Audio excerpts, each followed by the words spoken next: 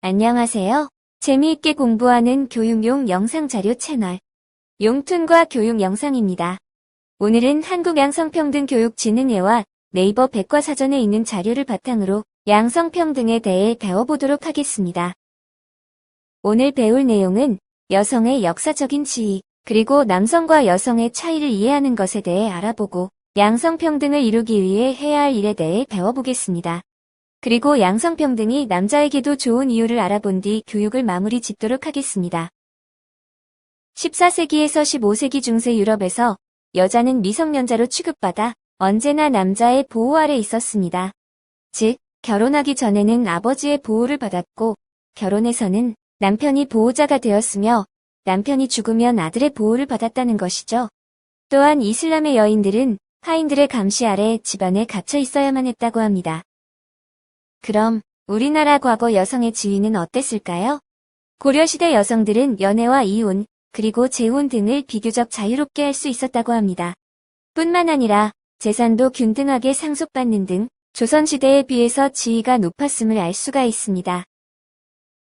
하지만 조선 중기 이후 재산권 상속이 사라졌고 남존여비의 사상이 강화되었지요. 그 예로 여자를 집에서 내쫓을 수 있는 7가지 이유를 정해놓은 칠거지약. 어렸을 때는 아버지를 따르고 결혼해서는 남편을 따르며 늙어서는 아들을 따라야 한다는 삼종지도. 여자는 반드시 남편의 뜻을 따라야 한다는 여필종부같이 여성을 낮추는 규범들이 생긴 것도 이때부터였습니다. 또 집안일에 대해서도 여성이 주장을 내세우면 재수가 없다면서 집 밖의 일은 간섭하지 않는 것이 옳다고 여겼다고 합니다. 이러한 남존여비 사상은 전통적인 한국 사회에서 여성의 생애를 지배해왔고 남아선호 사상도 이 때문에 생긴 것이라고 할 수 있겠습니다. 하지만 최근에는 여성의 법적 지위가 많이 향상되고 있으며 법으로도 그 지위가 보호되고 있습니다. 그럼 칠거지약의 7가지 종류를 자세히 알아볼까요? 첫째, 시부모에게 순종하지 않는 것.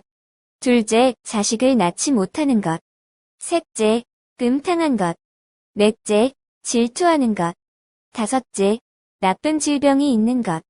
여섯째, 수다스러운 것. 일곱째, 도둑질하는 것이었습니다. 지금 생각해보면 정말 말도 안 되는 내용들이 많이 포함되어 있다는 것을 알 수 있죠. 그만큼 조선시대에는 여성들이 얼마나 낮은 대우를 받았는지를 잘 알 수 있습니다. 흔히 우리는 과거 여성들이 언제나 자유롭지 못했다고 생각합니다. 그러나 그것은 사실이 아닙니다. 실상 조선 후기를 제외하고 우리나라는 다른 나라에 비해 여성의 지위가 높았다고 볼 수 있습니다. 그 예로 우리나라는 여성도 글을 배웠으며 승마, 무술까지도 배울 수 있었습니다. 고려시대에는 상업에 종사하며 몇 개 국어까지도 가능한 여성들이 있었을 정도지요. 남녀가 자유롭게 어울렸던 고려시대는 여성들이 살만한 사회였다고 할 수 있겠습니다. 그렇다면 호주제나 남존여비, 재산 상속에 있는 남녀 불평등은 언제부터 생겨난 것일까요? 그것은 대체로 조선 중기 이후부터라고 할 수 있습니다. 외란과 호란을 겪은 뒤 나라의 기강을 바로 세우기 위해서 조선의 성리학은 양반과 상민의 차이, 남녀 차별을 엄격하게 구분짓는 방향으로 전개되었다고 합니다. 그 과정에서 여성의 지위가 매우 낮아지게 된 것이죠.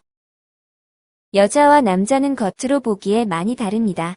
그렇다면 능력이나 해야 할 일도 각각 다른 걸까요? 성별에 따라 해야 할 일이 정해져 있는 걸 성역할이라고 합니다. 어느 사회에나 성역할에 대한 고정관념이 조금씩은 있습니다. 여자는 얌전하게 집안일만 해야 한다. 남자는 직업을 가지고 활발히 활동을 해야 한다는 식으로 말입니다. 하지만 이건 잘못된 생각이죠. 누구나 자신의 능력과 개성에 따라 하고 싶은 일을 할 수 있어야 하고 타고난 성별 때문에 제한받아서는 안 됩니다. 남자건 여자건 모든 사람들은 각각의 개성을 지닌 특별한 존재입니다. 생김새와 몸의 특성은 차이가 있을지 모르지만 그게 모든 걸 결정하지는 않죠. 성격, 취미, 하고 싶은 일 등은 누구에게나 똑같이 소중하거든요. 이렇게 서로 다른 것을 인정하면서 동등한 인간으로 대하는 것을 양성평등이라고 합니다. 양성평등이 이루어지면 모든 사람이 자유롭게 자기 능력을 펼쳐서 사회가 더욱 발전할 수 있습니다. 평등은 상대적 평등과 절대적 평등이 있습니다. 절대적 평등이란 누구든지 무조건 똑같이 대하는 것이죠. 예를 들어 어른과 아이가 달리기를 한다면 당연히 어른이 이기겠죠. 그럼에도 불구하고 평등이라는 말로 어른이 이겼으니까 상을 준다는 것은 오히려 불평등해 보일 수 있습니다. 그래서 어른과 아이의 차이를 인정하여 차별적으로 대우해야 하는 상대적 평등이 필요한 것입니다. 예를 들어 여자는 아기를 낳게 되는데 어느 정도 기르는 동안 직장에 나가지 못하게 되어 사회생활에 지장을 받게 되는 반면 남자는 그런 일이 생기지 않습니다. 그래서 여성이 사회에 진출할수록 아이를 낳지 않는 경우가 생기고 저출산을 초래하는 요인이 되기도 하죠. 이 경우 여자가 아이를 낳는 일로 인하여 받게 되는 불이익을 최소화하는 것이 평등한 것이라 할 수 있습니다. 즉, 아이를 낳으면 출산 휴가를 받을 수 있고 육아휴직도 줘야 하겠죠. 특히 아이를 낳은 후에도 계속해서 직장에 다닐 수 있도록 해주어야 할 것입니다. 어렸을 때부터 남성스러움을 강요받는 아이들은 커서 남성성의 굴레에서 빠져나오기 쉽지 않습니다. 남자처럼 보이지 않을 것 같은 두려움. 울면 안 돼. 약해서는 안 돼. 무서워해서는 안 돼. 이런 수많은 강요 속에서 많은 남성들이 도움을 청하지 못하고 힘들어하고 있습니다. 그럼 도대체 양성평등한 사회가 되면 뭐가 좋은 걸까요? 2015년 세계행복보고서에서 발표된 세계행복지수와 세계경제포럼에서 발표된 양성평등지수를 보면 재미있는 결과를 확인할 수 있습니다. 양성평등지수가 높은 나라의 상당수가 행복지수도 높게 나타났다는 것이 바로 그것인데요. 잘 생각해보면 남성이 남성다워야 함을 강요받지 않고 여성이 여성다워야 함을 강요받지 않아도 되니 자연스럽게 행복지수가 올라가지 않았을까요? 2015년 캐나다 브리티시 컬럼비아 대학 심리학 연구진의 연구 결과에 따르면 부부가 가사를 분담한 가정일수록 아이의 고정관념이 적어 직장에서 성공하고 미래의 부자가 될 가능성이 높아진다고 합니다. 아버지가 말로만 양성평등을 외치는 것보다 집안에서 가사노동에 참여하는 것이 더 큰 영향력을 끼친다는 것이죠. 여러분이 양성평등 사회를 이루기 위해 꾸준한 노력과 실천을 행한다면 여러분이 기대하는 모두가 행복해지는 삶이 눈앞에 펼쳐질 것입니다.